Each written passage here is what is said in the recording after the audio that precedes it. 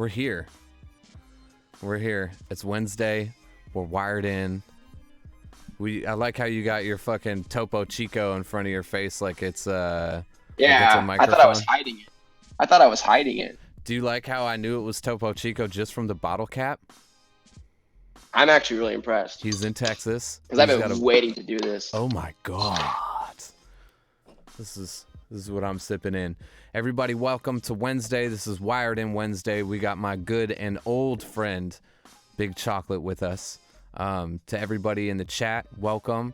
If you are not subbed to the channel, go ahead and hit that sub button and then hit exclamation raffle. You might fuck around and win some headphones because today we are giving away a pair of Astro A10 headphones to one lucky sub.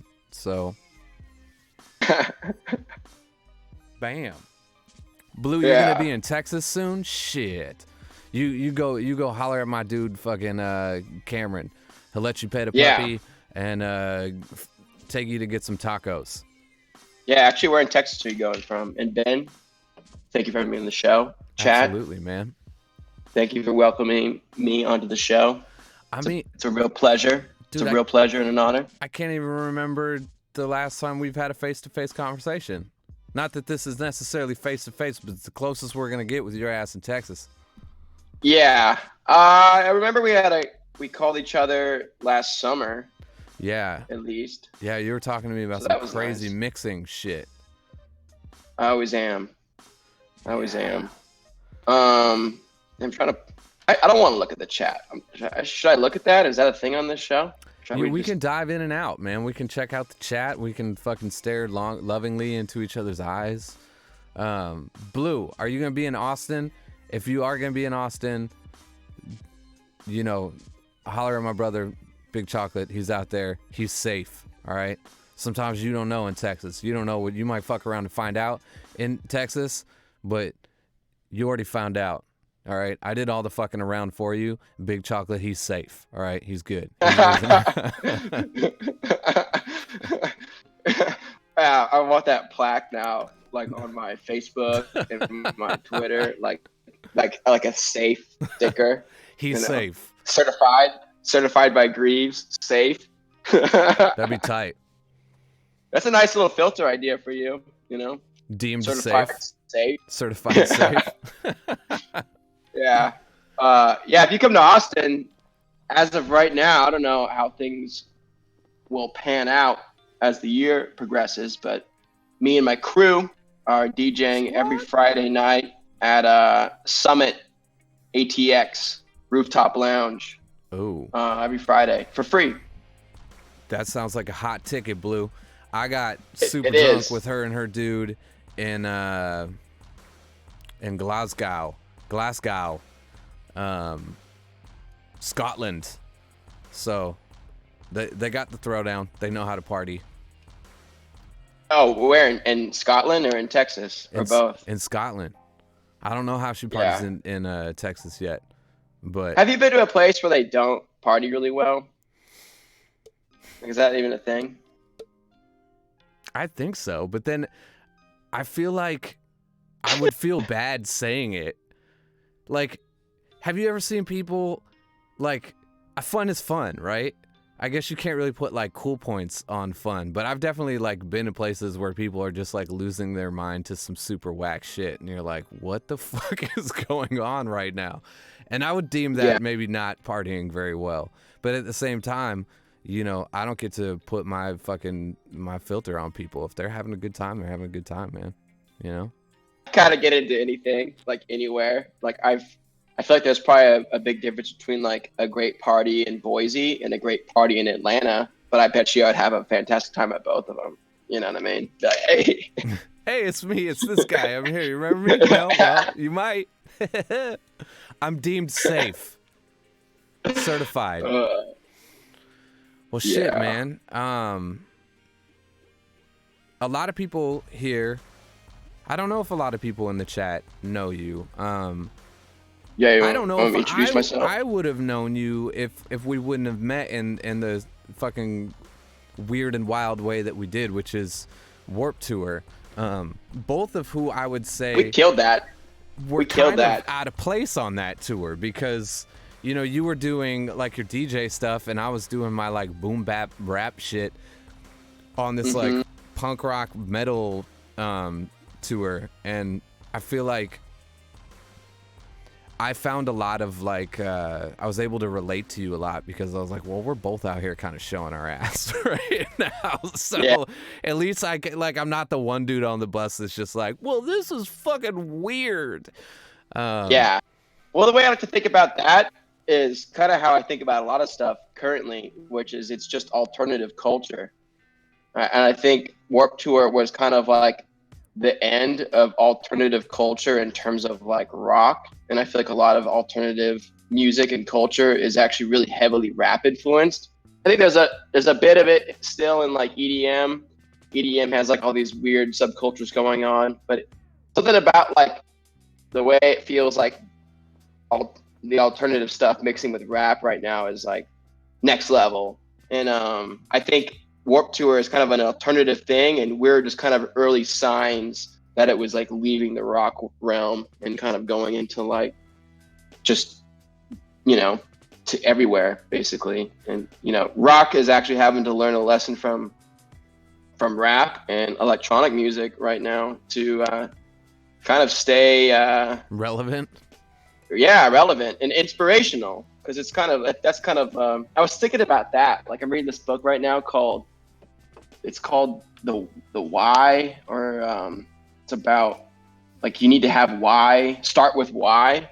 And I was thinking like, what's the why with a lot of music? And like I was thinking about like my why is kind of just to inspire people positively, you know. Like I put out music and stuff, but I think when people connect with me, they can like connect with me, and it's a genuine connection. They can see that I'm like a positive guy, and I talk about it and I walk it, and I try and like reflect it, put it out there. And I think that's kind of like a big thing people like and get to benefit from. So my why is kind of like to inspire people. And I think a lot of people in music have to share that kind of why. Like, yeah, they love making music, but it's much deeper than just like, I don't know, I just like to play my song. You know what I mean? I think that they like to create that energy that gets people like, you know, kind of buzzing well after any experience they've had with you or your music. The music's kind of the vessel, but it's the vessel for you to kind of connect and buzz them a little bit, and then good things ripple from that, you know? Well, it's all about emotional response, right? And I feel like the creation of the music is, as the artist, is our emotional response. And we do have an emotional response to the music we make, but I think what keeps it, what kind of keeps that ball rolling and adds more inspiration to the fire is seeing other people's emotional response to the music that we make. And not only does it want us to continue to make more music, but I think it redefines ideas a lot of the time when you see somebody react to a song in which maybe you never intended to hit, whether it's positive or negative. It's still a reaction, you know. But seeing people's emotional response to music and maybe it not lining up with the one that you were having when you created it, to me that's like a huge like, shit, what if I did this, or what if I, you know, do this? And it just like opens my mind a little bit more to what I'm capable of doing, which is pretty fucking wild. Yeah, I mean, I think that's a crucial element of making stuff in general is the feedback process, because I've gone through the making a lot of music and not showing anybody, and it's like not getting any feedback or that reaction is it really kills it. Like everyone says like, oh, I just make music for myself and whatnot, but it's like you still have to release it in order to kind of like almost validate it just for yourself. Even it's really bizarre like that. I have always felt that response in general is kind of like when somebody like loses a race or something like that, and they're like, yeah, well, I wasn't even really trying, you know, like I just, you know, I like running, but I wasn't even trying to win. And like that response, like, you know, I just make it for myself. And it's like, well, if you make it for yourself, then why is it on Spotify, motherfucker? Yeah. We all have our hopes and dreams of of other people reacting to our music. So yeah, I've always felt that that was like a cop out for not maybe hitting the success that you may have hoped for. Yeah, and it's interesting now because I think releasing music and releasing not just we talk about music, but it's literally releasing anything that you create. Content. I like to note that too is like I because I talk to people all the time, and like you start talking, it comes up that I'm like, working in music or something, and I always remind people that pretty much everything you do as a human is very creative. So it's just because someone's making music doesn't mean like what you're making isn't creative, and it's like acknowledging your creative, your creativity and your potential, and kind of what that does for you. I think it's truly within everybody, and everybody exhibits it no matter what they're doing, and everyone can get more creative with it if they acknowledge that too. Like there's many ways to be creative. I try to think of like when I'm going to the grocery store, I'm like trying to like creatively like make friends there, or like just socially engage with people to where they're like, that guy was really friendly, or Yeah. he just made me feel better. Like I try to get like into that, but like today, if like how you release music is just as important as the music, if not more important than the music itself today. And I think people like who are failing to acknowledge that are basically saying to themselves that they don't want to partake in it. They like, I just want to make music. I don't want to do this. I don't want to do that. It's like, okay, well then you don't want to do music as like some serious thing, because that's like part of it now is how you put it out in the world. It's just as much creativity with how you release things and show people things as it is like what you're showing them now. And that there's a relationship between that I think you have to acknowledge in order to really hit the balls. Yeah. And I want to talk a little bit more about that, because that is like, that's a thing that I've watched kind of change over the years, because it wasn't always the release, the way that people are sending music out to the world, and the way that the music, or the way that people are ingesting content now is like fucking completely different than when like I was sowing my oats, when I was like cutting my teeth, getting my start. So everything that I felt like that built me to this point trained me in a completely different way. And I find myself getting, maybe worried's not the exact verbiage I would want to use, but like apprehensive for sure when it comes down to certain things. And then I see artists just like, fuck it, here's this, here's that, here's this, when back in the day would be like, this guy's just vomiting out shit, like he's not taking any time to like. And now it's like, now I look at it and be like, this guy is unstoppable. Like he's just doing this and that and that and that. And I want to do more shit like that. And I constantly get apprehensive with tarnishing what I've built off of the way that I've built it. And it's like, well, if I just start going, well, hey, here's a couple beats I made last month, I'm just going to put them up on YouTube, like, which is definitely something I've been thinking about. Like, should I just like, can I just release music regardless of intention, or does everything have to be this well-oiled machine that it always has been? Like, does it have to have, like, of course I can always put out records, and I want to continue to create that experience for the listener where it is like, here's my campaign, like I still love a game that has campaign mode, but I fuck around with multiplayer too, like I'll smash a couple multiplayer shits in between, but I still want the campaign. For all you gamers out there, there's my fucking metaphor. I'm just kind of, I'm trying to figure out the best way to do that. And if you have any experience, because you, even back when we met, you were a very content forward person. Like you had your own little YouTube show. You were always recording things. You were just releasing shit all the time. You had your fucking fingers in like 20 different genres. Like you have a metal project. You have a fucking, drum and bass shit. And then you got some house shit, and you're all over the map to me.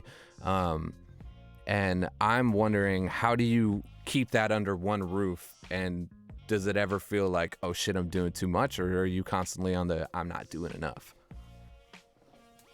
I've gone back and forth on that many times, and I reflect on those early days a lot, and in the probably like past year, as I've have a lot more energy to me and kind of around me. I think it reminds me of how I was back then, and I think there's like a synergy that you can create by being really authentic and putting that out there. And everything I was into back in the day was genuinely because I was into these things and I was just kind of messing with it. I think if my intentions were like, oh, everybody's into this, I'm going to do that, I don't think it would have been, I think it would have looked, Yeah.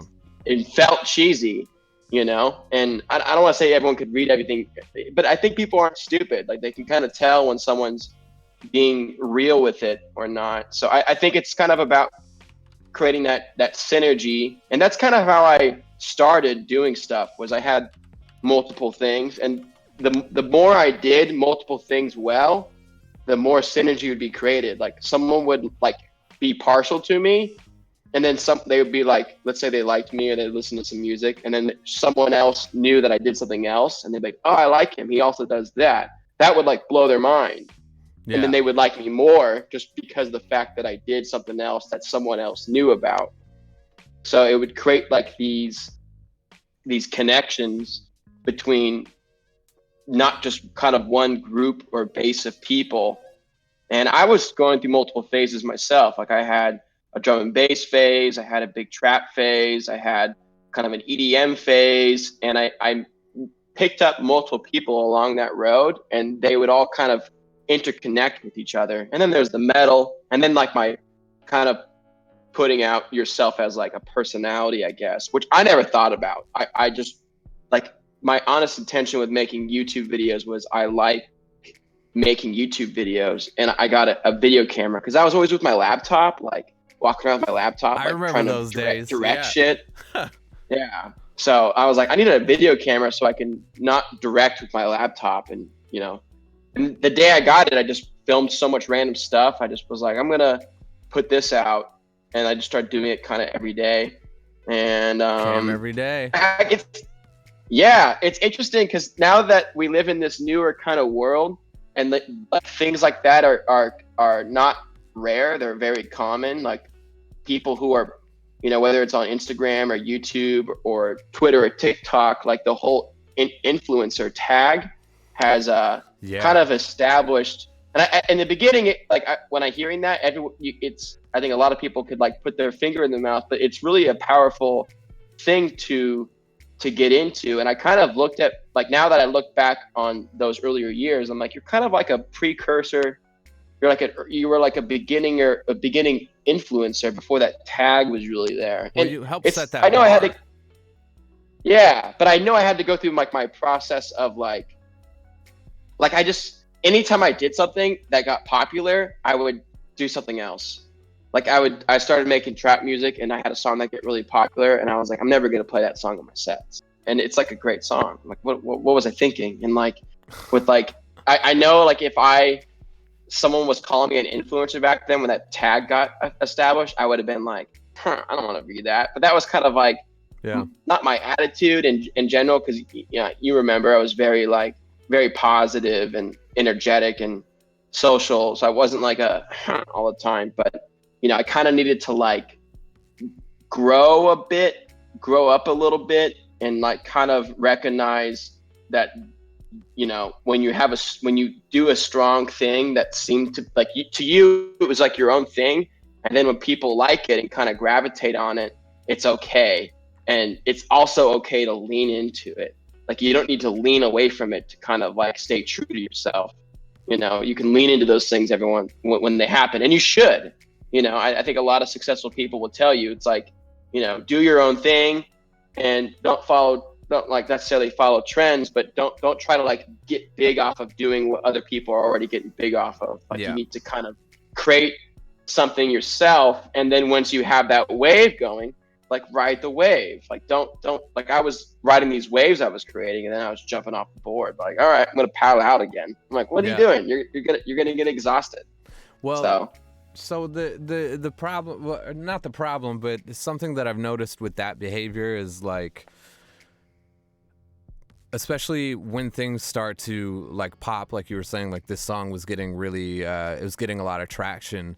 There also becomes a moment where, okay, you made that, but you were saying like, fucking, I'm never gonna play this in my, like, what the fuck was I thinking? And instead, where some people are like, well, fuck it, this is what I do now.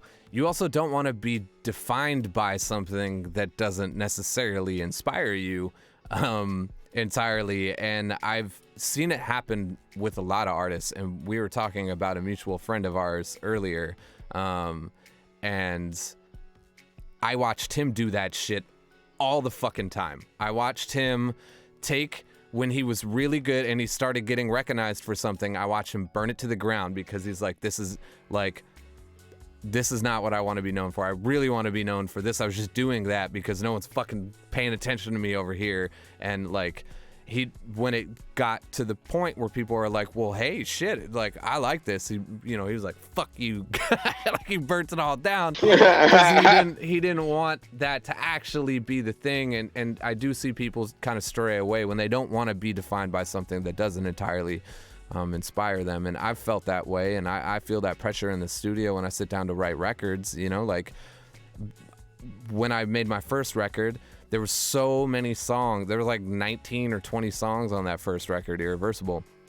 And the only song, one of the biggest songs, is the song that I fought tooth and nail to not have go on that record, and it was called I Ate Your Soul. And I felt like that was the most un-me song on the record, and it was like fucking whatever. So I just put it on, and that was like the biggest song.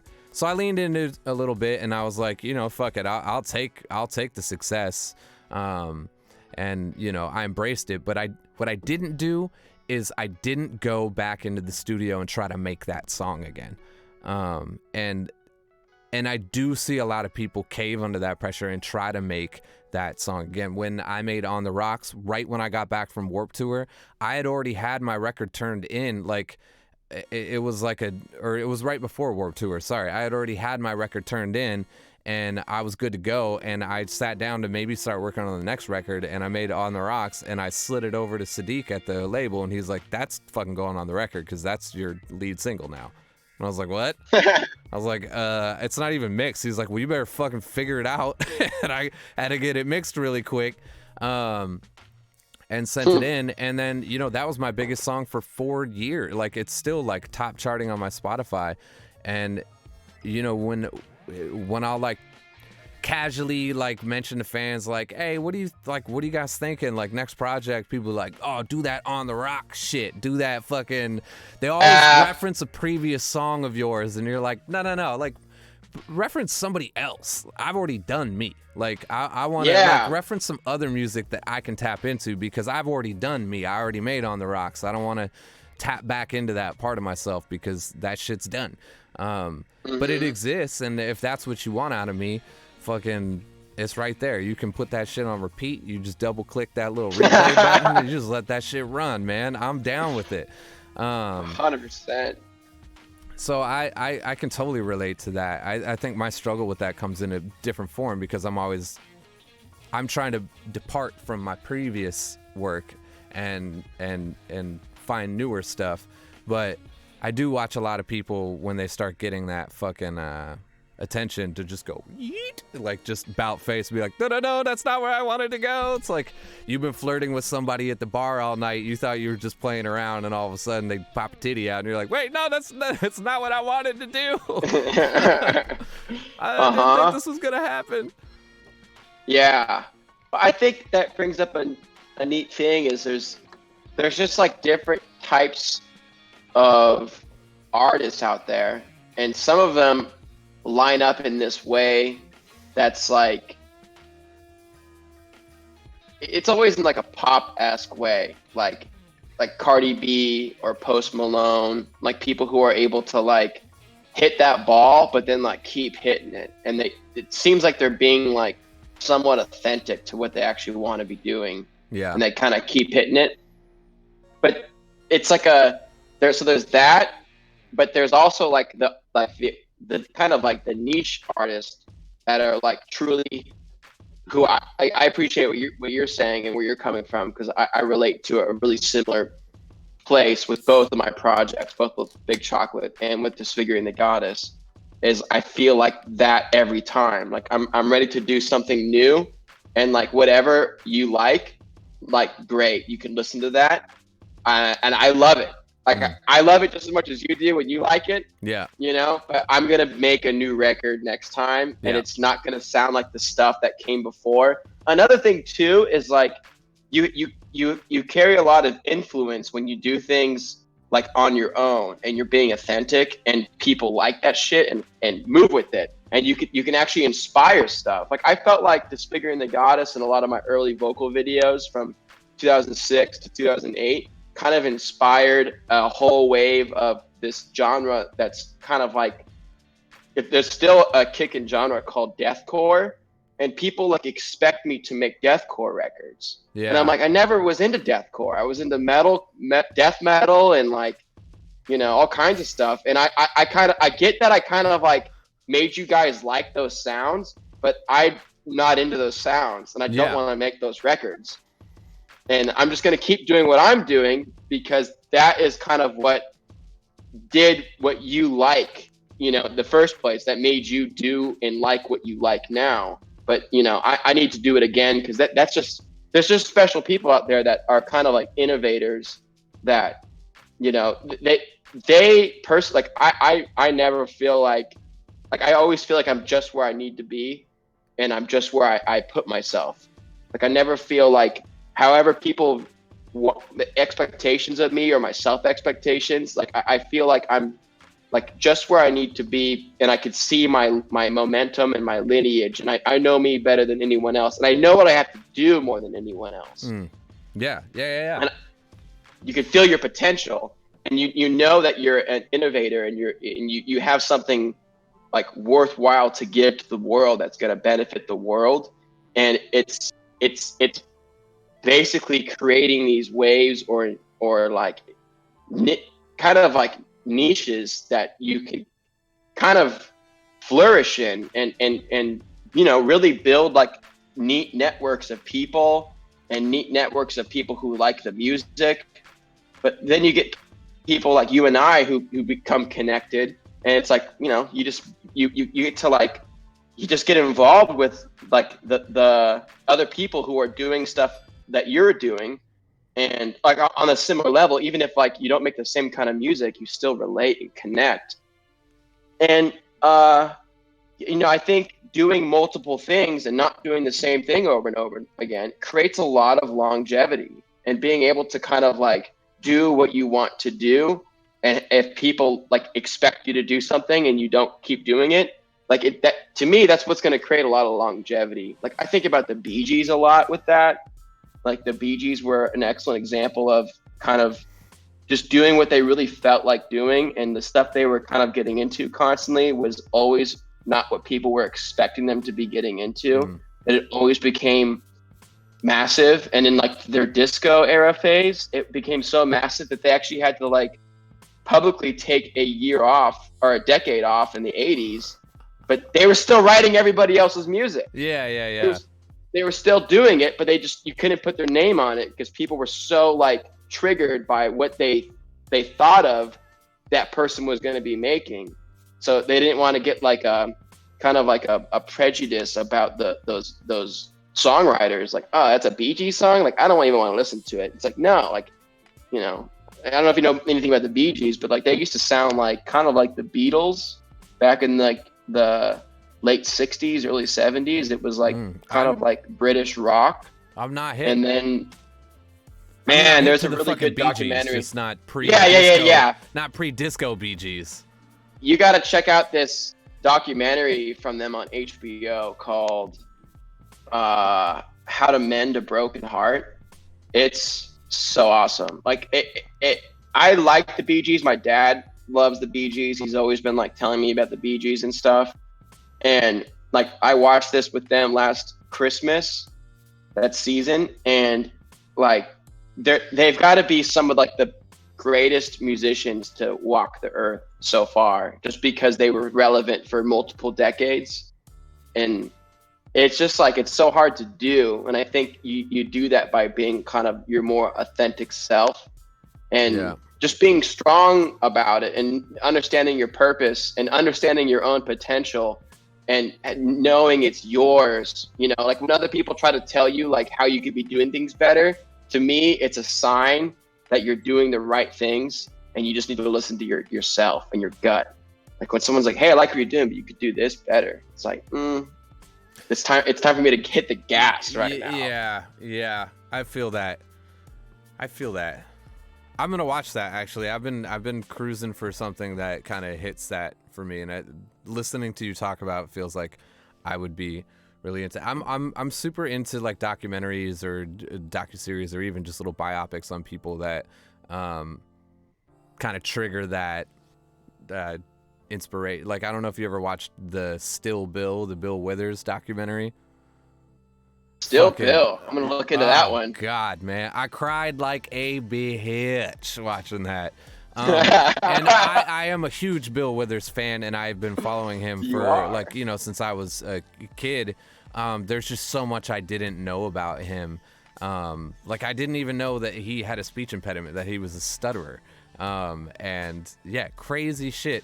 And the dude is just like a fucking, like he's just a living angel. And it goes through his life. It goes through his come up. It goes through his kind of like, oops, I'm in the music business now, which is like kind of how that used to happen back in the, the 60s.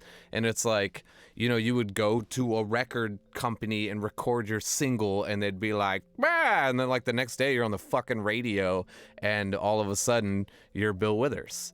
And Ain't No Sunshine was his shit, and it just popped him the fuck off. And it really, really good documentary, and super inspiring to see someone like him still, he's got like a home studio, and he's making weird ass Bill Withers music, like, at that point. And it was really wonderful to see. And I have for many, many years always said the Greaves thing, like what I'm doing is Greaves. When you see me on a stage, Queen Gampo, like I saw that you were talking about, you brought your sister to Minneapolis. And, when I stopped doing that, I still want to have a life in music. And I want to find my direction. It like now would be a really good time to start, but like we're idiots if we think that we can always be the dude standing on the stage, like, and having an openness and just kind of a drive to constantly push forward in music will allow you to have that. And for me, that doesn't necessarily look like, I don't need to even be sitting in front of these keyboards all the time. Like I could be sitting in a classroom, or I could be sitting at, a software company that develops, musical software, or software that teaches people how to play music. Or there's still so many avenues that I would be interested in contributing, kind of my never-ending, the gears turning, and I'm grateful that, one, I think my ego didn't really step in the way of that, like allowing, like being like, yo, this is what you do, this is all you do, like you have to fucking be this forever, and you have to fight tooth and nail for this, and everyone else isn't as good as you, and you have to be like, I've never been that guy. I've always been very casual about what I do, because I know that there's so much more, and I know that there's so much more to me than just my next record schedule or something like that. The hard part is finding out and figuring out what that is, and where I'd like to apply that energy. But I never want to just, here's what you could do a little differently to be this guy. And it's like, I don't give a fuck what I need to do to be that guy. I want to know what I can do to be the better version of myself, or what I can do to be completely different from the previous things that I've done. And just to have my life in music, whether it is there on record, or whether it's, manifesting in, the dozens and dozens of other realms of this. So And I think you're hitting it, like how when you said, like, I just want to know where to contribute something. And I think that's one of the greatest ways to figuring out what you need and what you like. When you have something that you're working on and you don't know what to do about it, the best thing to do is to help other people figure out what, or help other people. So I really think when you bring value to other people, it's or other you're giving people a bunch of stuff, no matter what it is, it's ultimately going to like help you figure out what exactly you want and to help you get what you want. And like you said, a lot of things that, like, from teaching to working on software, like those are all putting like other people on in a way. Like I think about that too, like how you want to bring value to it, and you don't have to be the one in this egotistical way that's like, nah, I need the microphone, I need this stage time, like this is Yeah. that. And I think about that all the time from DJing too, because like as a DJ, you're basically just picking what the next song that comes on, and like if the song you're playing isn't great, like knowing how to like get it to the next song quicker.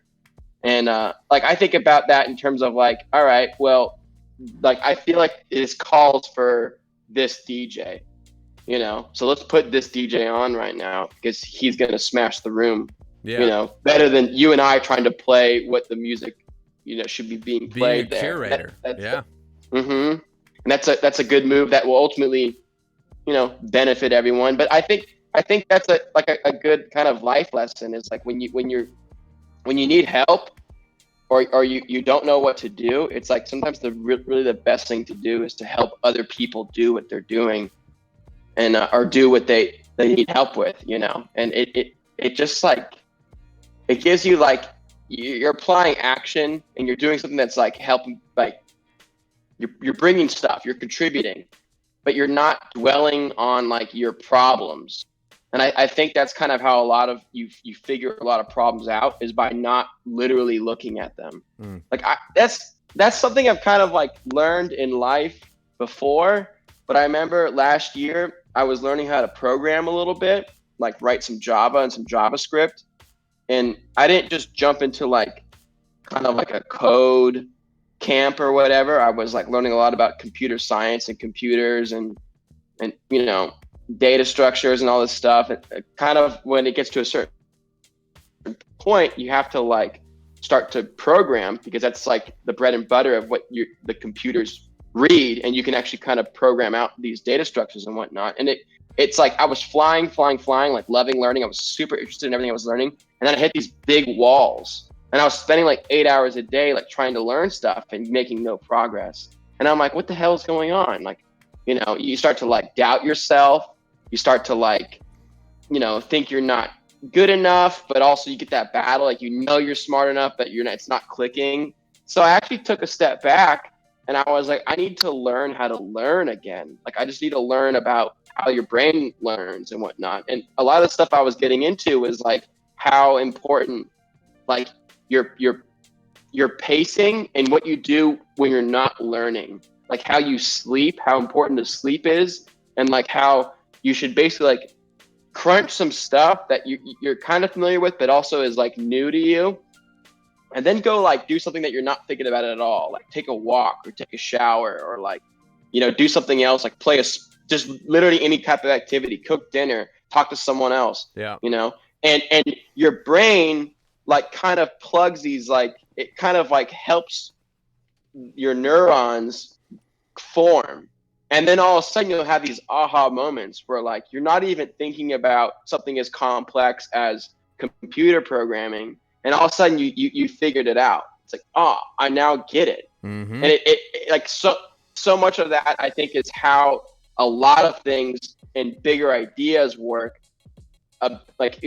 Aside from that, when you're trying to find like your place and what your value you're bringing, if you're just like spending every day with a notepad and like keyboards and like how I'm gonna solidify myself in music, you're gonna be hitting your head against the wall. Like you kind of gotta like go help someone else do something and it's gonna like provide this it's just gonna give you that you're doing what you like doing, and you're being useful, but you're also not focusing on your own problems. And Yeah. I think in return, that's going to make you're going to figure out your problems through helping solve other problems. Man, so what you just mentioned isn't something that I've researched, but it is definitely something that I've practiced. And it is something as far back as the beginning of my career that I can say when I'm in the studio and shit is feeling exactly like that, where it's just like I'm just smacking my face with the keyboards. It's always been, well, fuck it, let's take a walk, or fuck it, let's go get some lunch, or fuck it, let's go get a coffee. It's the disconnect, and it always happens. It always happens. It's never like, well, let's try this. It's like, no, you the pipes are clogged right now, and it's not that you can't do it. It's that you don't have enough space to do it right now. So let's unplug.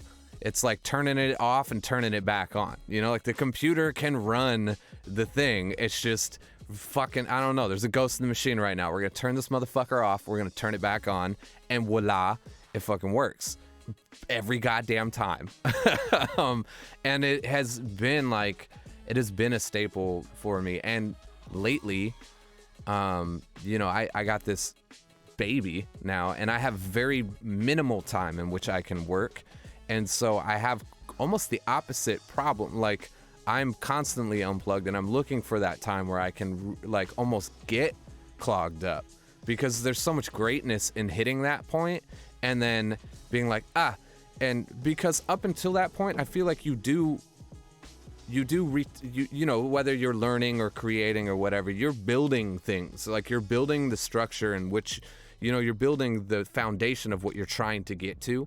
You just haven't, like, you know, figured out how to skim coat the walls yet or whatever. Like, the finesse that you need to get to the end is the thing that you're missing, because you've been doing that manual labor. You've been fucking chugging away at this thing, and you just got to step away, come back with some fresh muscles on it, you know, just like feeling refreshed, and all of a sudden it's just right there in front of you, and it's almost effortless. And for me, like, I got like a couple hours a day, and they're not back to back, you know, like I got an hour here, and then, you know, 4 hours later I got an hour, and then I got like from 8 p.m. till the rest of the night, but I'm dead fucking tired at the end of the night. I'm not feeling like I want to make anything. So I've actually like longed for what you just described. I've longed for that, like the long time in the studio, the getting the pipes clogged, and then being able to have the hour here and the hour there to decompress, and then all of a sudden it's right there. And I've been trying to pinpoint it for the past like couple months, but it's definitely been like, it's been heavy on, like, I just haven't been my regular creative self, and I'm trying to navigate this new time. Like, for me, it's like always been nighttime, and it's like, well, you know, the wifey's like, well, you get a little time in the morning if you want, and I was like, I don't know how to fucking make rap music before noon. Like, at least before noon. It's like, shit, I don't know what the fuck to do. So, you know, I've actually missed that like traffic jam of creative energy. I look forward to having it again for sure, because that kind of defines me. Like, you're a great producer.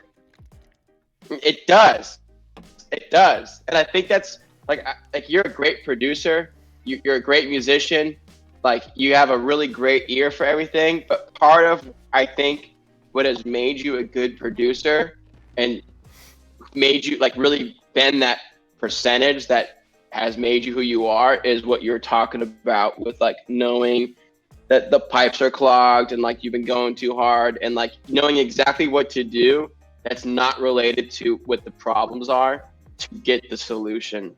Yeah. You know, like, all right, like everyone's stuck, no one's feeling this, like, let's go eat or what have you, and when we come back it's gonna flow again. And like that like a big thing of producing, I think, is truly just problem solving, just like anything else in the world, you I mean, know. it is problem solving. It's like, what fits here, what goes here, what haven't I done to make this work before? Maybe let's try something else. I heard blah blah blah is skim coating walls this way. Like, there's so many different ways to skin the fucking cat, and I'm constantly like, well, fuck it, I'm sick of my way, so let's learn this way.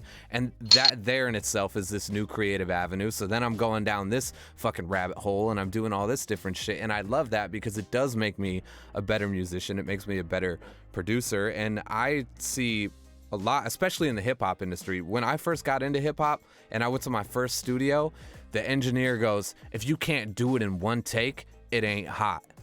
And I was like, the fuck are you talking about? He's like, if you can't do it in one take, and Macklemore used to be that way too. And they're like, if you can't one take it, then you shouldn't fucking be here. Like, you shouldn't be in the studio if you can't just drop it in one take. And I was like, but my goal is not to fucking memorize my raps the best. My goal is to make the most solid recording that I possibly can, and I want to listen to your feedback in that regard, and I want to find different avenues that I haven't thought about to achieve that shit. And I see people on the internet all the fucking time that's like, made 16 beats today, and I'm like, that's whack to me. Like, you made 16 whack ass beats today, like, good for you. Like, maybe one of them has the building blocks of something good, but like, why has it become almost like not cool to spend the time on our craft? Like, it takes me a long time to make something. I'll work on a beat for days. I'll work on a beat for weeks. I'll work on a beat for months.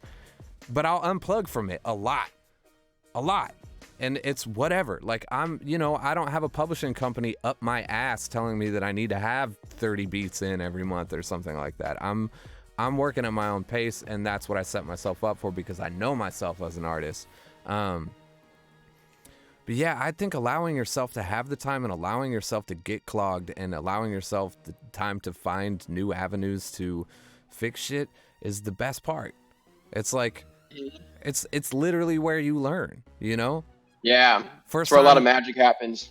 First time you punch a wall, your fist goes right through it. You're like, I'm fucking Superman. Then you punch through a wall and you hit a stud and you fucking break your hand. And you're like, oh, there's studs in the wall. I shouldn't do that. Like, or I just need to like measure 16 inches from from where I broke my hand and hit in between there. Because like that's how we learn. And if you knock it out the park your first time, that doesn't mean that you're fucking Babe Ruth now. You know, like it just means, okay, you figured out one way to do that, but there are thousands of ways to do it, and you should explore those ways because your way is going to get real tired real soon.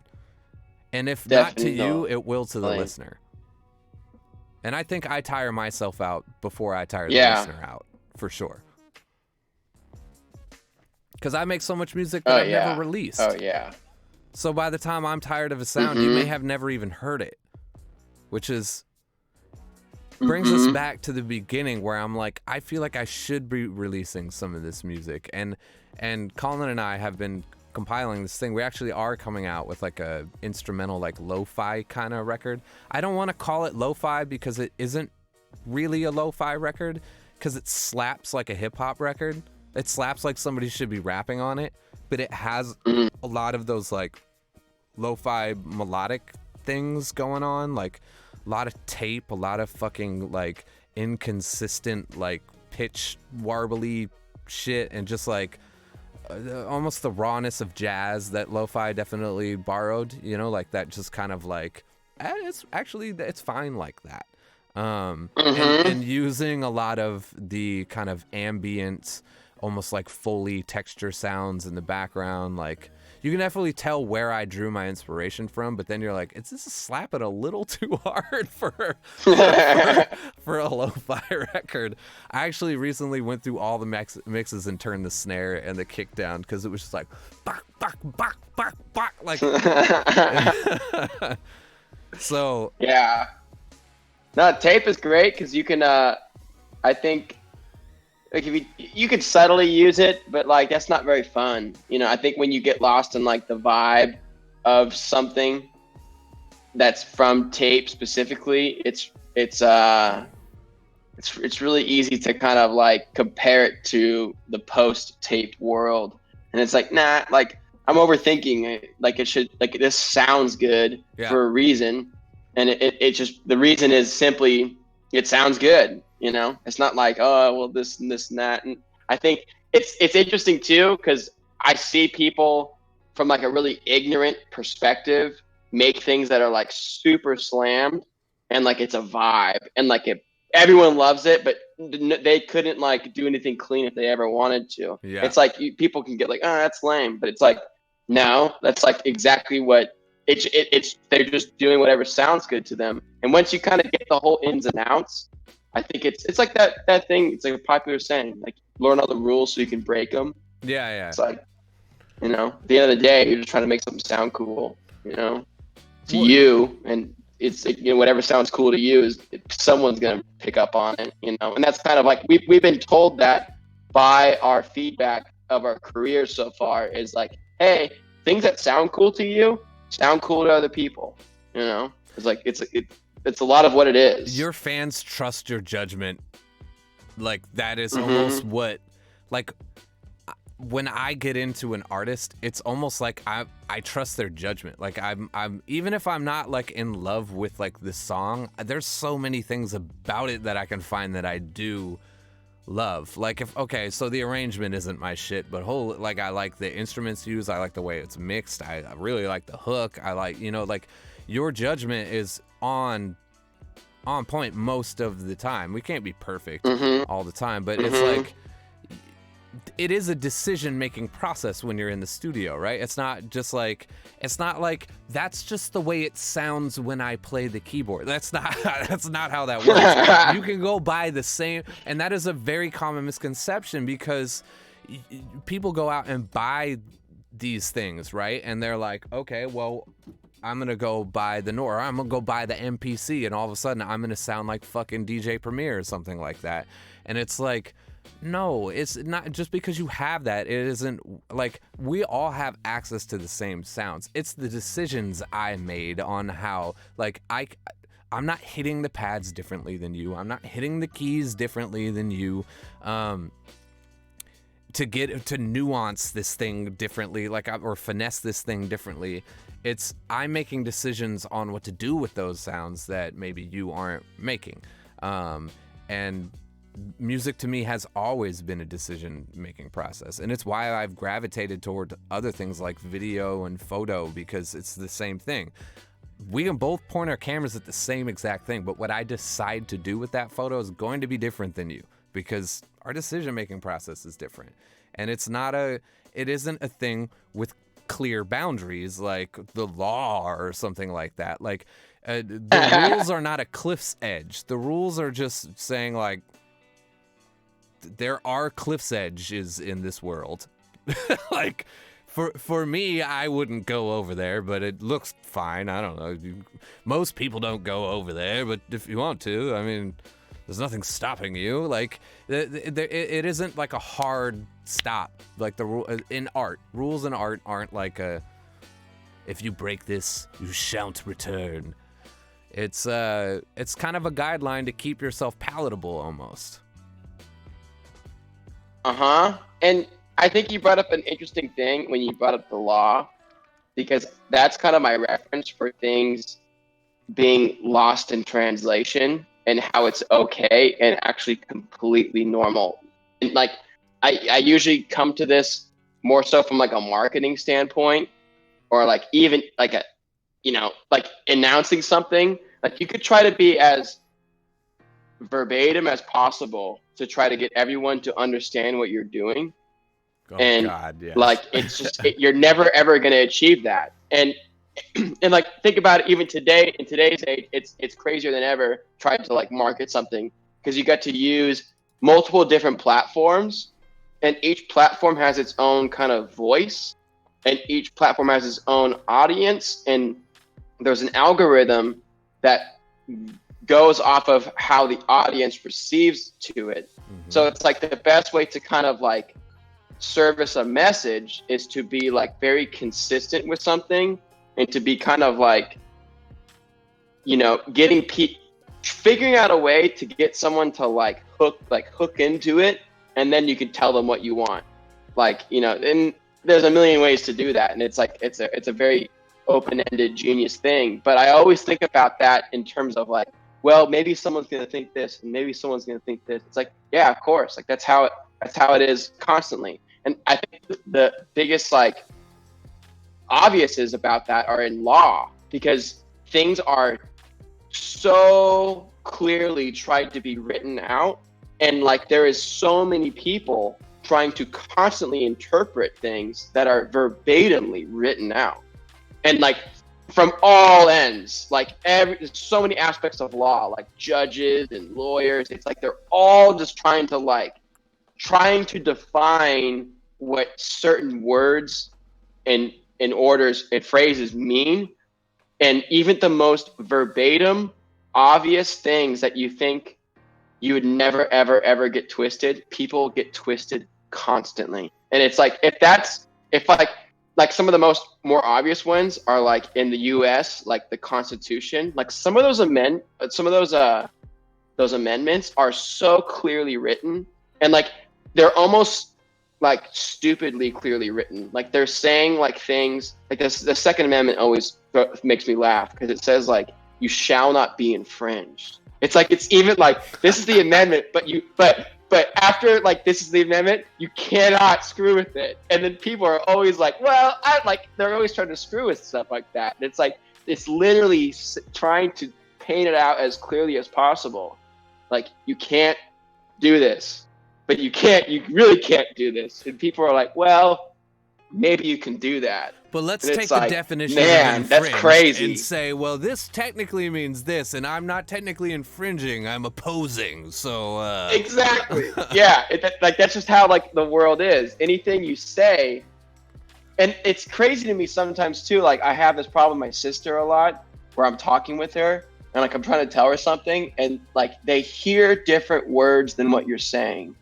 And it's something that I've recognized that is like not just, I want to say it's not just common with me, because I'm always trying to like not just use my words well, but also put like proper feelings and intentions into my words, as you know, just above and beyond communication. And also, you know, on a personal level, like I try to use those intentions and words just in myself and to myself and personally in my head. Like I try not to like use words or say things that are like I want everything to kind of create this positive synergy that's going to affect people. But I noticed when I talk to my sister, and I've had it with other people, I can't remember off the top of my head, where you're trying to communicate something and they are totally like reading your energy and your words wrong. And when they repeat things back to you of like, well, you said this, it's like you can verbatimly remember like what you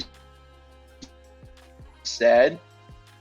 And like, no, you're not listening to like my words. Like I didn't say this word or this word, which is how you're coming to these conclusions that you think I said these words, but they're relatable concepts to the words I used, but they mean different things. Like this, the word you thought I used is a lot more like specific, and I was using kind of a more general. Like I think time is a neat one. Like if you use the word pace, like we're on a good pace to doing this quickly. People are like, you know, like well, you can't do it like at this time. And it's like, well, I didn't even say what time I was going to do it to. I was just going to say like at a certain time, like I have a good pace to being here. Yeah, my momentum. I didn't tell you when I was going to be there. Yeah, I didn't tell you I was going to be there in December. I just said I'm on a good. There's a pacing that's like looking pretty good. I'm like, well, you should, you know, like things like that. And it's just like so interesting to like think about, you know, and experience, and I think it even gets a little more trippy when you start learning different languages, and you start thinking in different languages, and you can like kind of see how like just how like thought is, you use words and the language, you know, to like define a lot of your thinking, but a lot of like where it is in your head is not. Like when you speak two different languages, you don't speak in one or think in one and speak another. Like you know, it's gonna throw you up. Like you have to like speak the language. You can't like think in English and speak Spanish. I mean, you can, and it's obviously how you do it. But the best way to like really flow, like my girlfriend's Mexican, and I could tell when she's thinking in English.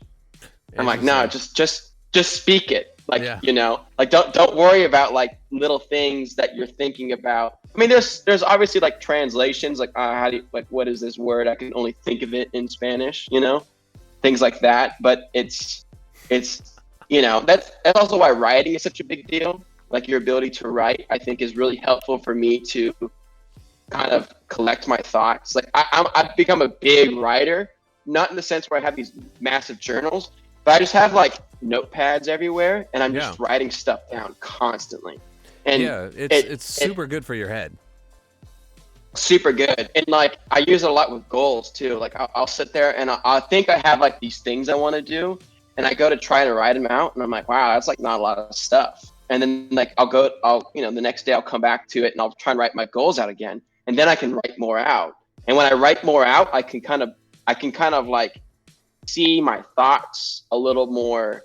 Like I could tell, and I'm not just thinking of my thoughts, but I'm thinking of how to like contextualize them in a way where I can really see and define what's going on in my head. Because sometimes things in your head are so much grander than you feel, and you're like, oh, this is a great idea. Like, this is my answer.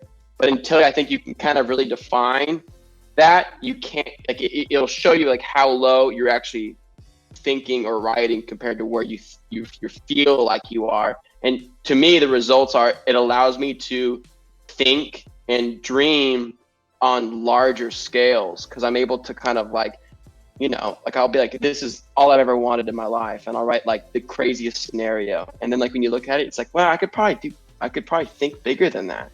I could probably up that ante right now. And I can't, like, I don't think you would be able to do that unless you wrote it out the first time. And that's a big thing with people who are, go ahead. Sometimes you need to be reminded of those things too.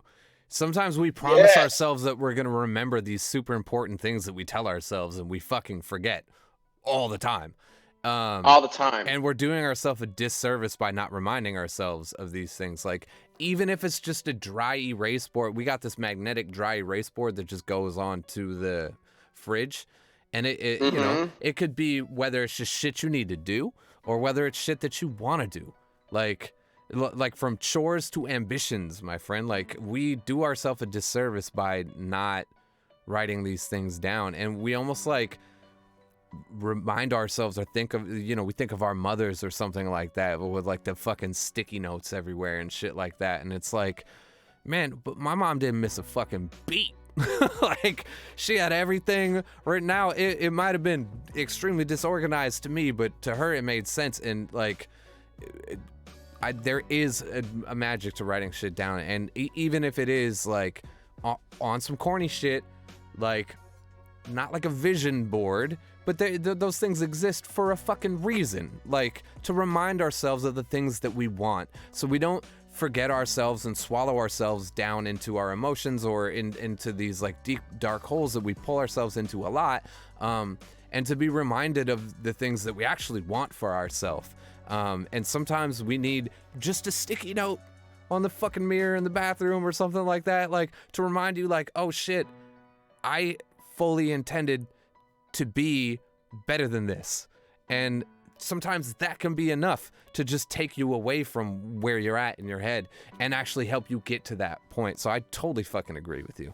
I totally agree. And I wrote my songs down physically for the longest time, until I went to Sweden to write my last record. I wrote that all on my phone, and I did notice a disconnect with how I was feeling with what I was writing, opposed to the physical penmanship, because there is an expulsion when you do it, you know? It's like it's mind coming, dog. You fucking mind skeet. It is. Yeah, it's interesting flowing on a keyboard versus flowing with pen and paper. And, you know, it's also interesting to me you brought up a vision board, because I think that directly intertwines with writing things down and writing goals down, and specifically, and learning how to keep things top of mind and to elaborate on things and to grow things.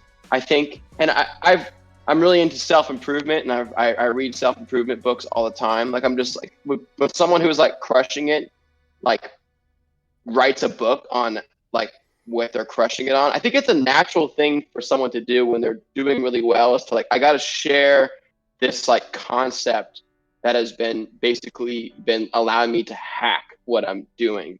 Or And this energy. they write, yeah, and they Yeah. write books about it, and so many of them are so incredibly simple. But I learn from every book I read, but so many books I read will talk about similar things, and to me that is confirmation that these things are legitimate.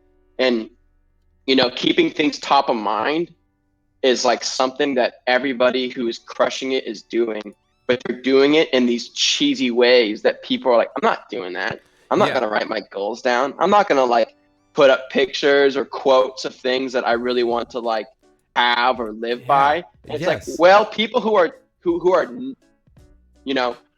killing it at this existence, that's what they're doing. Yeah, and they're That's not what they're giving a doing. fuck about what you think or like society think. Like society almost made it emasculating to give a fuck about what you want, like beyond like a machismo way. Like to write down how you feel and remind yourself and be like, I'm even gonna say it in that voice, like it has been almost emasculating to treat yourself like that, And it's like something that would be like, that's something my girlfriend does. And that's something my little sister does. Or something like it has been almost treated as like in an emasculating way, to fucking want something for yourself or to project. I'm a huge fan of projection. I have always been a huge proponent of you put something out there, and if you believe in it, it can come back to you. Now, that doesn't mean that it always does, and that doesn't mean that it comes back the way that most people would think that it does. Like, you can't be like, I want a Rolls Royce, and all of a sudden a fucking Rolls Royce just fucking drives into your house or something like that. Like, there's so many more things to the idea of a Rolls Royce. It could be like, I want enough money to have a Rolls Royce, or I want the option to be there, or I want to be put in a scenario where I could be around Rolls Royces, or I want to work for Rolls Royce, or I want to. It's the same thing as music. Like, I want to have a life in music. That doesn't mean I want to be Greaves. It doesn't mean I want to be this. It doesn't mean I want to do all the. It just means I want music in my life. So being more vague, or not vague, but almost more specific about the energy that you're putting out and wanting is like, I'm realistic about my goals and what I want, but I'm not entirely specific about how I want it to come back to me. I want a life in music, right? So I'm throwing that out there, and I always have, and it came back to me in this way, and I didn't necessarily put that foot forward. It didn't come back to me the way that I thought it would. There's a lot of other things that I want in my life, but I'm not going to say I want this amount of money at this time and I want to be here at that, like we get caught up in what we see other people doing, that we don't allow ourselves our own avenues to get there. But I feel like most of, if not damn near all of the shit that I've projected into this world has come back to me in a way that I can manipulate or have my life in that realm, or have my experience in the realm of whatever I was looking for, or almost the knowledge to know that I don't want that thing. Regardless, that's it coming back to me from my projection. So I am a strong proponent of that shit. And I like this conversation because this isn't conversations that I ever really have with anybody. And so I really like the direction that this is going. And I feel like you and I are pretty like-minded in so many ways, but so different in so many ways too. And I've always been inspired by your, like, you're so energetic about the things that you care about. And sometimes I'm a little more like playing the back and like studying the things that I care about. And having this conversation with you is good, especially since I haven't seen you in so long. Yeah, no, it's brilliant, and I think this is a cool way to. Yeah, I think most of our conversations are great and they're insightful, you know. But I think this one particularly, we're connecting on Normally we're some great geeking the fuck out over music. music shit, man. We're getting deep, you know. We're able to get to the deeper levels, and I think I think our surface level is there's so much depth to like our instant connections that we sometimes just like hang out in that shallow end of the pool, even though that pool is big. Yeah. We're still like chilling. We're still chilling. Like, oh, this is cool. Like but the deep end is crucial. And I appreciate what you're saying and where you're coming from with all this. And I think connecting with people on these types of ways of thinking is really, it's important to like have to connect with people who think really positively and are goal oriented and who are truly trying to better themselves by kind of pushing themselves into their potential. And they're just people you want to be around and people you want to talk to, and they're just it's the right direction to want those things and to want to be talking about it and whatnot. It's funny to me that you don't talk about this much, because I feel like I talk about, I guess I've just found people who I like to talk about these things with, and I just have like connected with this stuff with some people, but like, it's deep stuff.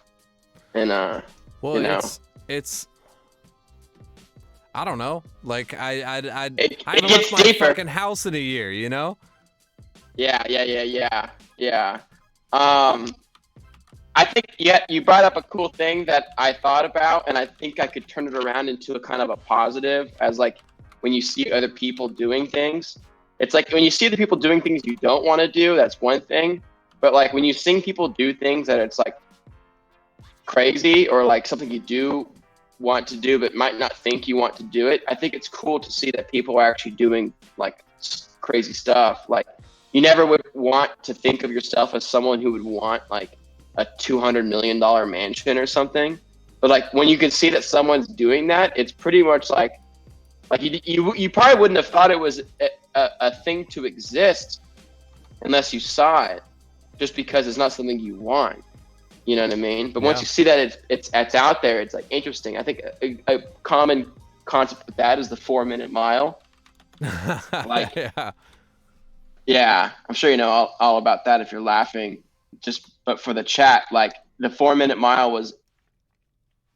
was declared impossible by the entire athletic community, which was including athletes, coaches, and doctors. And the doctors were extremely adamant on that, like your body could not perform it. And people were coming really, really close, but they were always never going below it. And someone, I don't know who it was, but someone I know just said like, that's baloney and I'm going to do it. And they did it. And then within the same week, someone else did it. And now it's commonly broke constantly. And nothing's really different about us as a species. Like, it's just people are now like, oh, you can do it. Yeah. So I grew up skateboarding, and I watched the way that sport evolved. Like, shit that didn't even exist when I was on a board is now shit that I'm watching 11-year-old girls on Instagram do. And I'm so pumped on it, because I'm like, whoa, this is fucking amazing, because they, my bar, what I saw of greatness was of, something, and then my generation added a little bit more to it, and then the 2 generations before me or younger than me are now starting at our peak. Like, they're like, well, okay, so if that's what I got to do to be good, then I'm gonna learn how to do that, and then I'm gonna fucking progress from there. So it's this, it's literally evolution, but it's crazy to watch it happen in a physical feat. And same thing with music. Like, look at electronic music. Like, what the fuck? Can you imagine? Like even just like 20, 30 years ago, when like that technology was coming to light, that any of this shit would be here now? Like, it's wild. It's wild. Like It's we wild. haven't changed. Once again, we haven't changed as a species. We haven't gained new minerals or things on this earth that help us like fucking create new things. Like it's fucking like we're just outdoing ourselves constantly, and we will continue to evolve and do that. And I think that's so cool. I never knew that about the 4 Minute Mile, but it's definitely something that you hear your whole life, you know. And then watching that go from impossible to like the bar is crazy. Yep. And I think another big progression of how things are progressing quicker than ever. I think like a lot of the things we're talking about, like people have been privy to for a long time. Like I really believe our ability as a species to visualize things and then make those things a reality is part of the true magic of our existence. Like people always think that like, you know, those birds that migrate from like around the world to like one specific spot, like, wow, that's like so crazy they do that. It's like, I mean, look at us. Like everything around you has like came from someone's brain. Like, is that not amazing to you? Fucking can. You think a bird can make a can or go to the store and buy a fucking can? Yeah, like it's like our ability to like create the world around us from inside a world in our head is truly magic. And I think people have known that for a long time. Like they've known that we have that ability, and that's like kind of something to, you know, nurture and reflect on, but also to like, I mean, it's hard to get those things going when you're also like doing terrible things to other people. Like you can't like make the world a better place as you like, you know, rob everybody or what. It's just gonna catch up to you, and it's eventually gonna kind of disqualify from something that you're you know. It's hard to be successful and to be shady because you're gonna end up in jail. You know what I mean? Especially now. Hopefully. Especially now with the internet will get you for anything. If you farted, if you were sitting in the middle seat on an airplane to Iowa and you farted, dog, you about to lose your job. You getting fucked. All right, you can't do shit no more. The internet is watching. I think the internet is one of the tools that has really sped this stuff up. Like this exactly right now that's happening currently is a good example of that.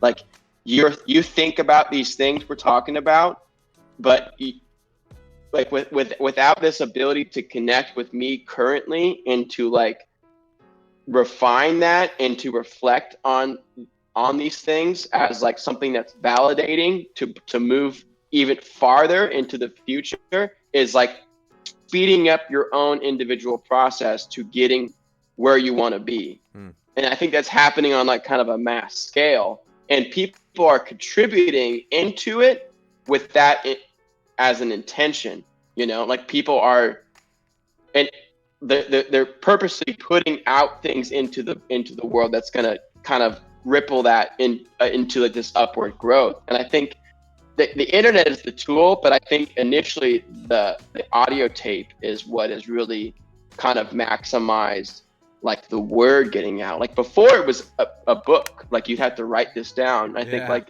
you know, good examples of that are like the religious textbooks. Like those religious textbooks have been like these things that have basically been like kind of pushing society forward for a really long time. And the audio is something that is like just truly next level compared to like having to read something. It's like you can now record a conversation, you can record a speech, you can record a seminar, you can record a book, and you can, you know, people can listen to that over and over and over again, and they can share it around. And I think like a lot of the stuff you'll hear when you get more into following these like kinds of concepts is a lot of audio of people constantly discussing it, and not just discussing it in this conversational sense, which I think is extremely beneficial to like understanding the ideas, and not just understand the ideas, because once you understand them, you have to bathe in them. Like if you feel really great and you feel like you have it all figured out, it's gonna fade eventually. I think the best analogy I ever heard was comparing motivation to bathing. Like someone's like, is motivation permanent? And it's like, no, but neither is bathing. So it's like, why would you not constantly be putting like in this positive input into your life that's going to result in you feeling more motivated, even if it's the same concepts, learning about it differently. And like, I read the same books like constantly. Like there's books I've Mm. read, I don't know, like upwards of 10 times. And sometimes it feels like I've never even heard the book before. I'm like, is this the same? Like, it's just like the way it's hitting me at a different point in life is just like, and that different point in life could be a week after the first, like a time I've just listened to it. And Yeah. it's like hitting me in this way that you just need to be bathing in it sometimes. I think the audiobook has really kind of like made that great. And the internet has spread that information because if you don't want to listen to the same book all the time, you could typically find videos like this or audio recordings like this where people are engaged in these types of discussions. And it could be people like us, or it could be like people that are actually like putting like these books, or whoever you're into. Yeah. I'm sure they have appearances, places that they're and it's all repeatable. You could repeat it and listen to it a bunch of times. And the tools we have at our access are so like you can never be more benefited than these tools ever. But at the same time, it's like there's a real yin and the yang in the universe, and like for all the good there's also all the evil, and it's natural. And to me it makes me really relaxed, like, because you could easily get involved and invested in emotionally too, and mentally, I mean, and spiritually, of course, ultimately, in like what's going on in the world, so to say, and what's going on in like this, like, oh, there's so much bad stuff happening, or there's so much good stuff happening, and like, but the main point is it's always been that way. Yeah. Like the world, how it is right now, is exactly how it's been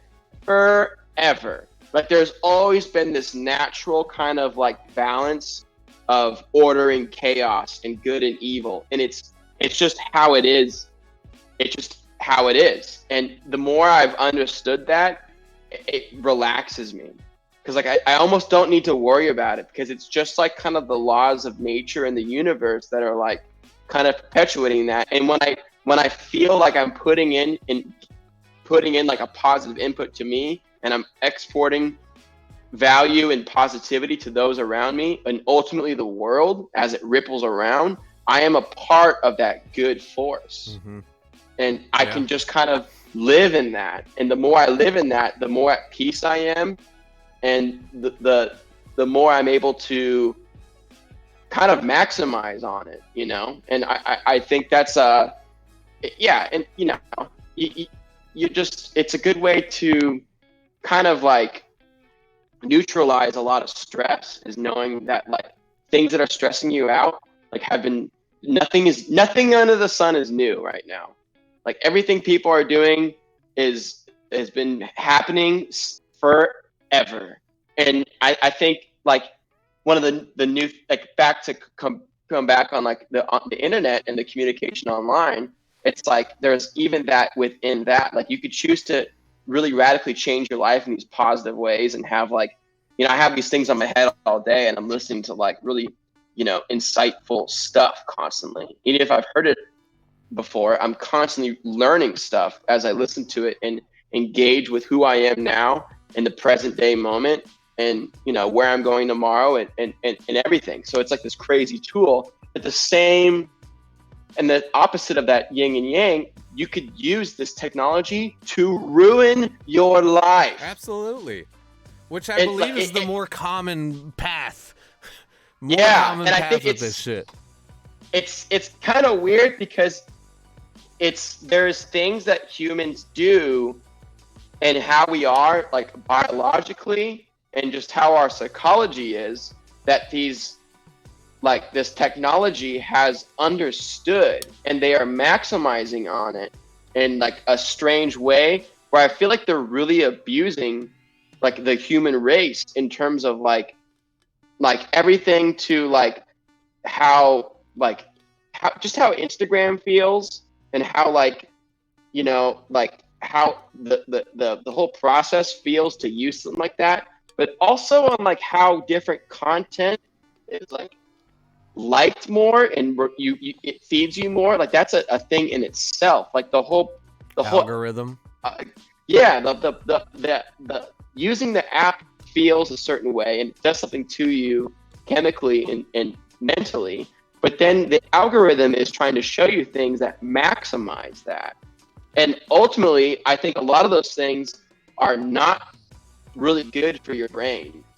Yeah. And it gets dark too. Like we're talking Instagram, but like there's things out there that are like really dark and bad for human beings, And it's the internet it will maximize it. It and doesn't just the allow same you to way get we're there maximizing. naturally. It Yeah. forces it down your gullet in almost the opposite of what you were saying, where like you have to bathe in it, and it's like, no, here's everything you need to know about building a tiny home, motherfucker. It's here now. It's right here. You now build tiny homes. Now fuck off. What do you know about this? Like, and it's constantly like the internet's main goal, Instagram's goal, that fucking explore page, its main goal is to get you to constantly be sidetracked by other shit, because it's not like that rabbit hole that you go down is leading you in one direction. It's not like it's leading you towards your path or your focus. It's like, yeah, here's a bunch of this shit. You like this shit? Here's this shit.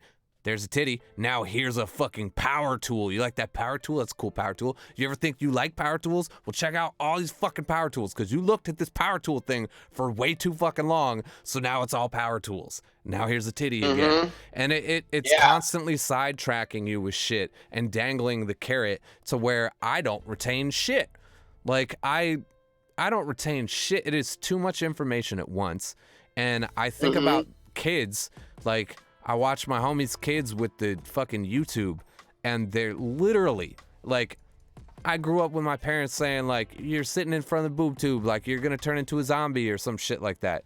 But these kids get fucking face fucked with information, like, and they retain parts of it, and they say shit, and they don't know what they're saying, and like sometimes you check them, and you're like, what the fuck did you just say? And they're like, YouTube.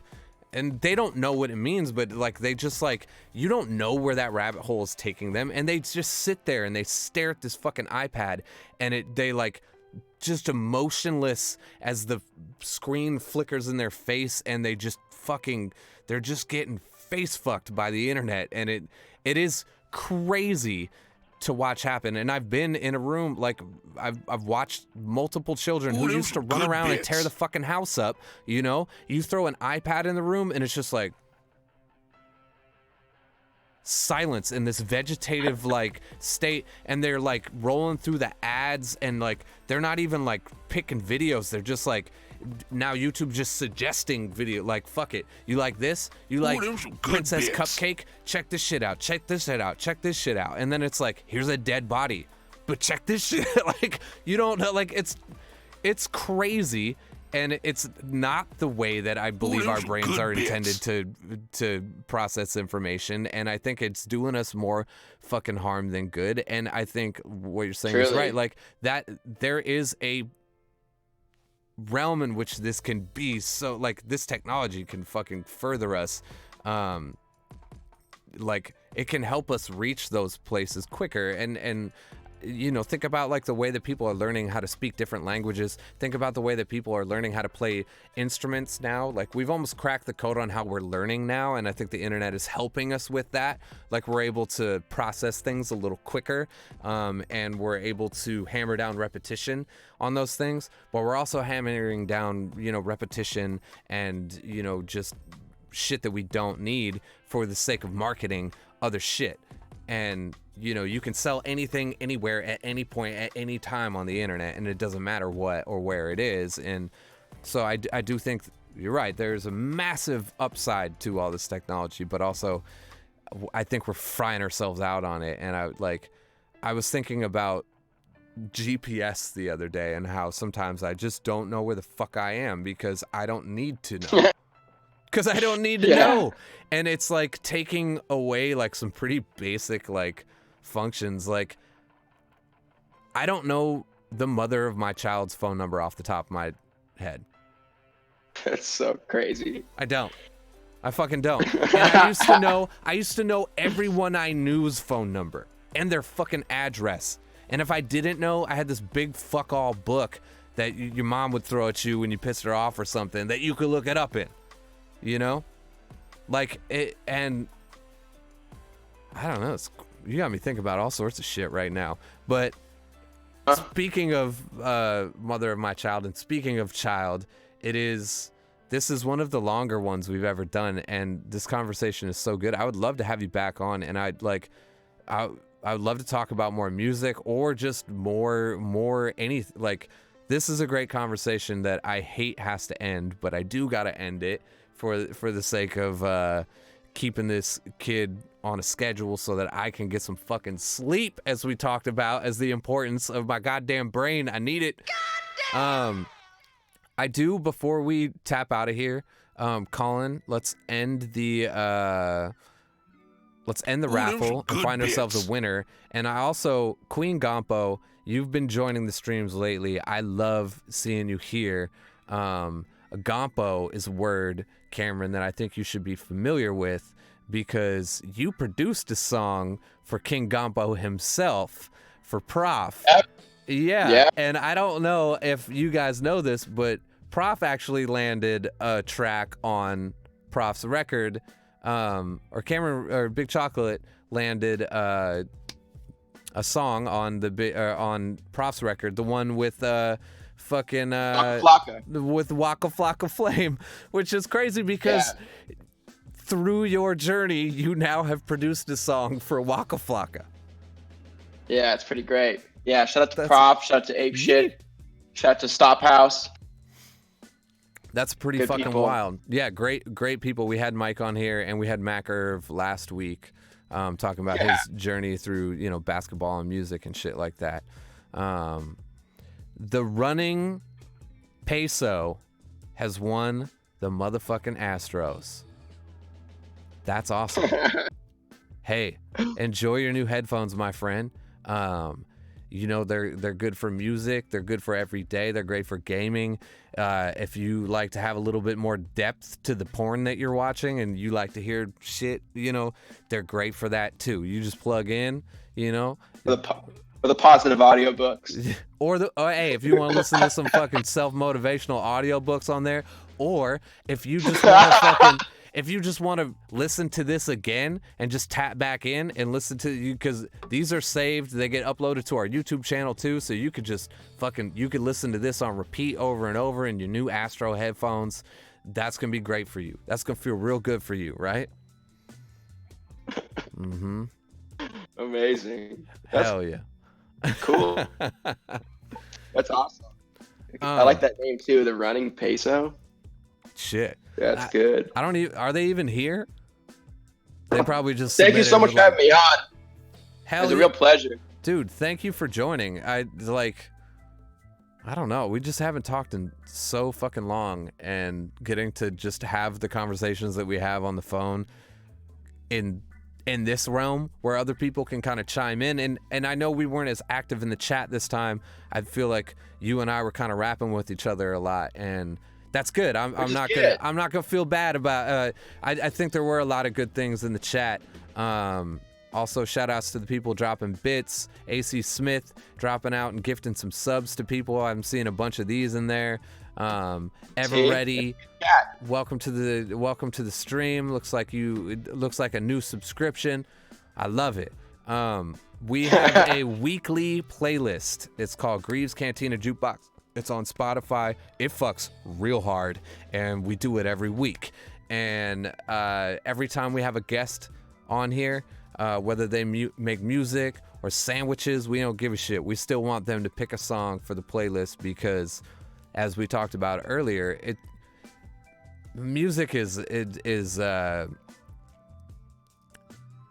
thing that we do, right? But that doesn't mean that it just because we do it doesn't mean that our focus in that realm doesn't make us relatable to other things. And I think that's why things like this are so important. Things like Twitch are so important, because we kind of get to peek behind the veil and find out that we have more in common with the people that we either look up to or just listen to than we thought. And so that's why I want our guests to contribute to the playlist, because music is this like shared experience that we do have with each other. So what song did you pick, my friend, and why? I put 2 Chainz in there. Oh shit. Yeah. Hell yeah. And we didn't get to ask you anything about butt rock or swag, so there will need to be rock, swag. Dude, there will need to be a follow-up. Yeah, so I can answer everyone's questions about any concerns they have about swag or questions about swag. I have a few myself. Well, I would love to come back, honestly, anytime. I real pleasure being on here. Always a pleasure talking to you, but I think this is a really cool format, you know? It was great. I think it was definitely beneficial to all of us, and it was beneficial to the chat. It was beneficial to, you know, I don't know who will be affected by this in the future with it living on YouTube too. It's very cool, you know. This is everything we're talking about is happening right now, you know. Bam. And we're both like benefiting and growing in the right direction from discussing it. And you know, a lot of what we're discussing is, I think, embodied in this conversation itself. So it's good stuff. Well, it's good to talk to you. Hallelujah. It's good to see you doing so well, my friend. Thank you. You too. Thank you, everybody that tuned in today's conversation for Wired in Wednesday. You can catch us here every Wednesday having conversations just like this. And also, every Wednesday, you can fuck around and win yourself a pair of Astro A10 headphones for all your audiobook self-motivational. When you just want that shit to slap. I want to hear the bass in that motherfucker's voice. It's going to sound real good.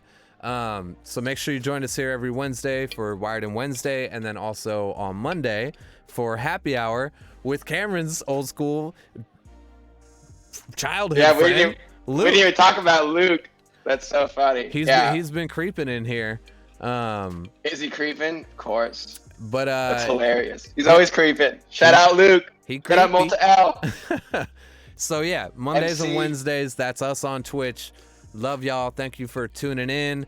If you want to learn and find more about my good friend Big Chocolate over here, you gotta just go ahead and check the link. There it is. There's all things chocolatey. We'll catch you on Monday for our 1-year anniversary of Happy Hour. So it's gonna be a party. Nice. There's gonna be some champagne. Yeah, there's gonna be some mangoes. I might fuck around, pour some Saint Jamal in my shit. Who knows? But we'll see you then. Until then, be well. Have a great weekend. Peace, y'all.